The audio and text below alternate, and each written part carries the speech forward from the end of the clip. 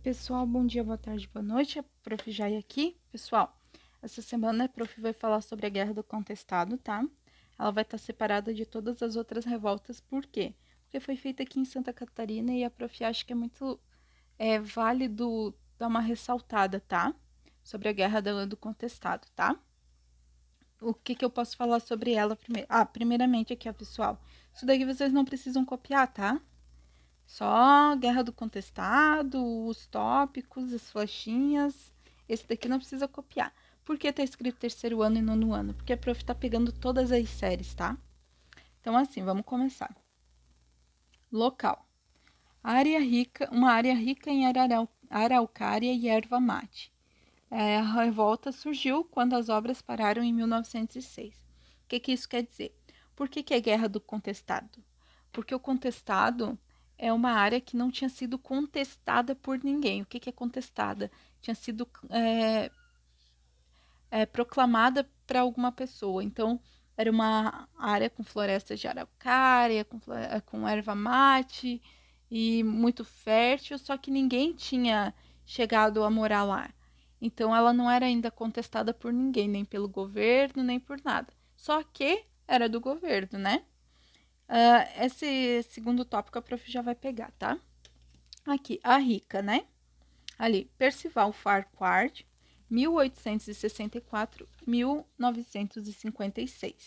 Magnata, responsável pela Brasília Railway, estrada que ligaria Rio Grande do Sul ao Rio de Janeiro.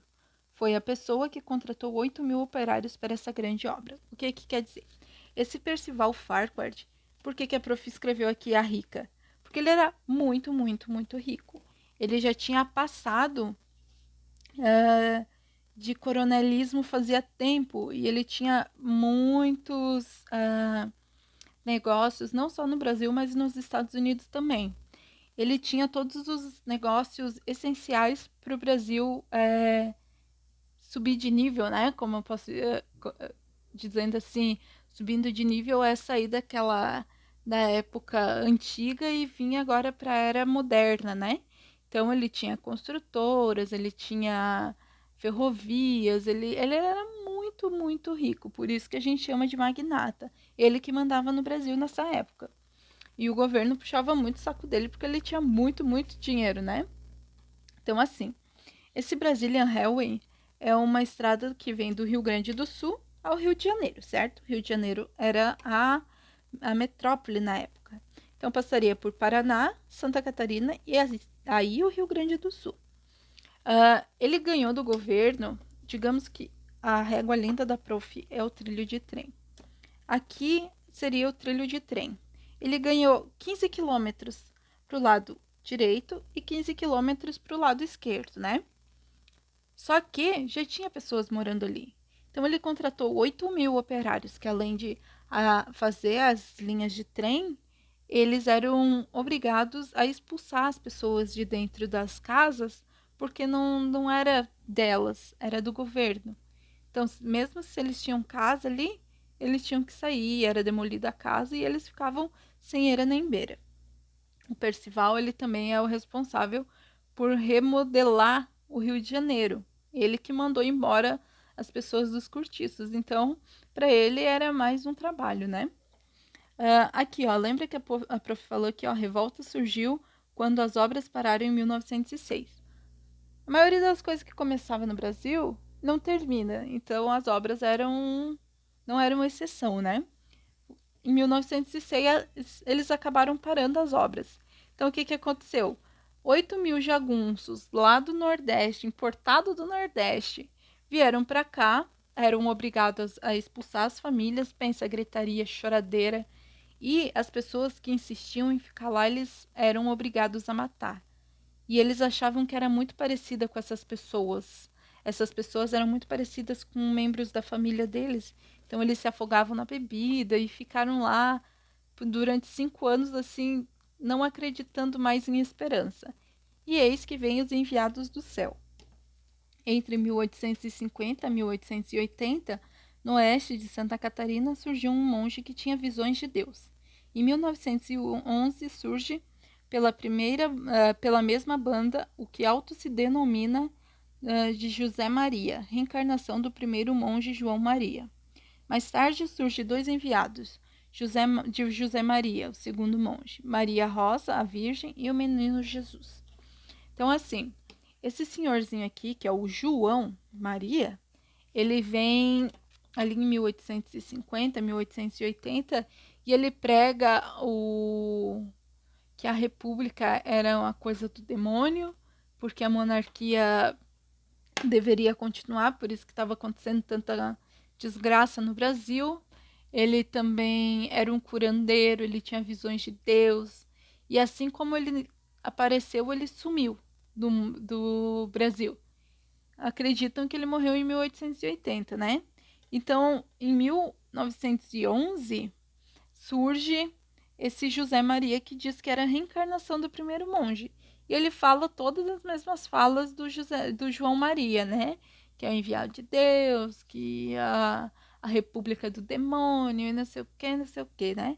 Só que, ao contrário do João Maria, desculpa, é complicado mesmo.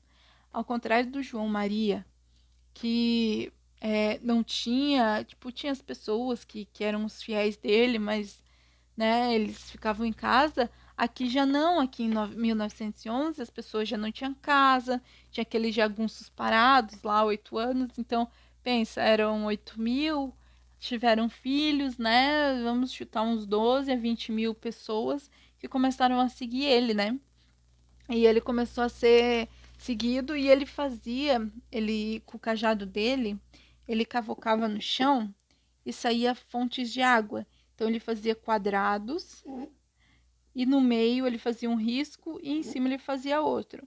Tipo o símbolo da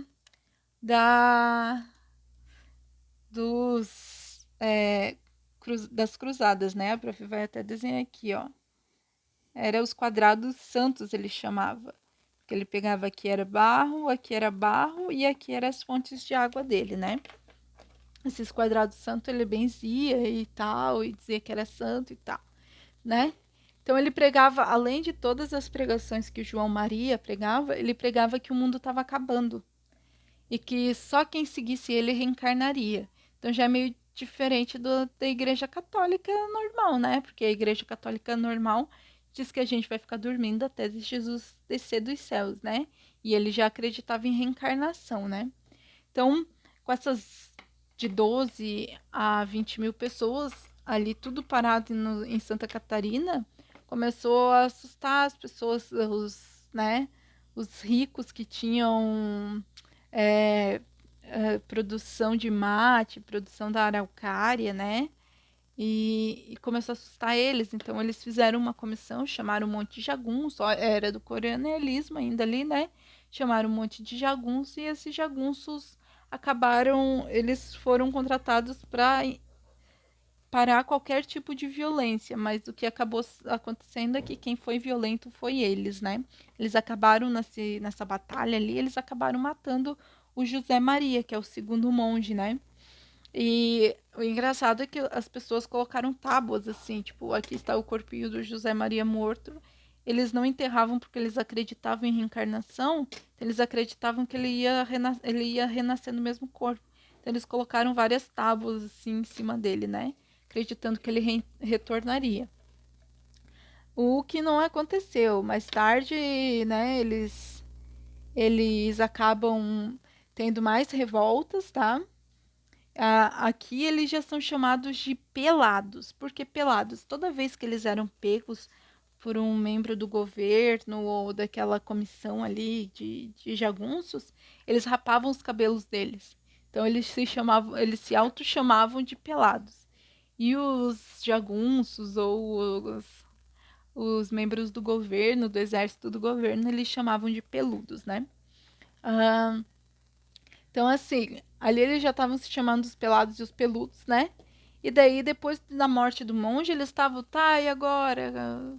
Quem vai nos defender? Eis que aparece, né?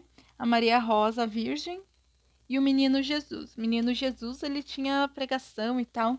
E a Maria Rosa, ela é considerada como a Joana d'Arc aqui do Brasil, que ela tinha visões, e ela ia lutar num cavalo branco cheio de rosas, Os dois acabaram mortos, né? Lógico, porque todas as revoluções que dão aqui no Brasil acabam não dando certo, né? Mas pelo menos a gente tenta lutar, né?